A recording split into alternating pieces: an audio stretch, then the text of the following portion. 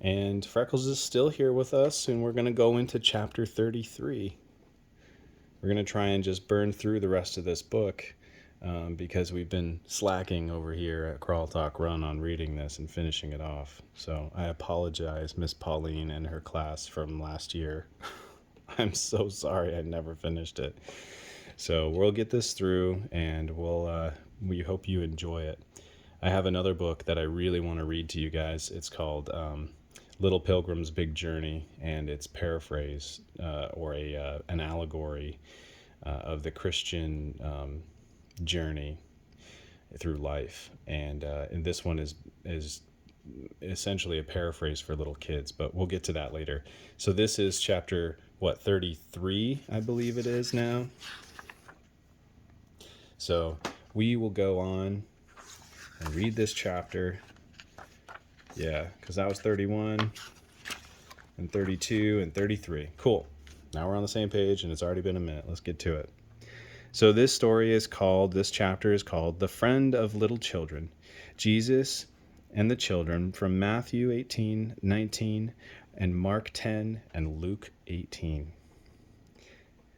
Jesus' friends were arguing who was the most important helper in God's kingdom. They wanted to know. I am, James said. No, you're not, said Peter. I am. Nonsense, said Matthew. I'm the cleverest. No, you're not. Yes, I am. No, yes, no, I am too. This silliness went on and on like that for some time. You see, Jesus' friends had started to think they had to do something to make themselves special to Jesus.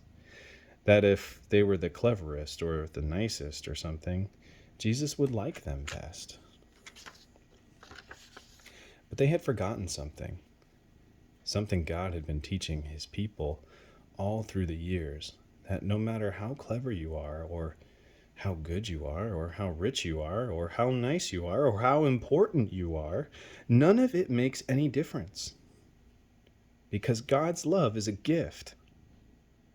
And as anyone will tell you, the whole thing about a gift is it's free. All you have to do is reach out your hands and take it. So while Jesus' friends were arguing, some people who knew all about getting gifts, in fact, you might say they were gift experts, had come to see Jesus. Who were they? They were little children. Jesus' helpers tried to send them away. Jesus doesn't have time for you, they said. He's too tired. But they were they were wrong. Jesus always had time for children. Don't ever send them away, Jesus said. Bring the little ones to me. Now, if you had been there, what do you think?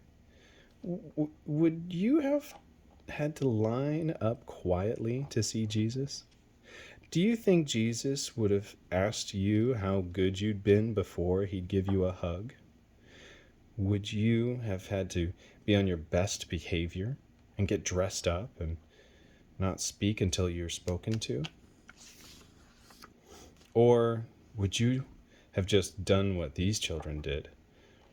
Run straight up to Jesus and let him pick you up in his arms and swing you and kiss you and hug you and then sit you on his lap and listen to your stories and your chats. You see, children loved Jesus, and they knew they didn't need to do anything special for Jesus to love them. All they needed to do was to run into his arms. And so that's just what they did.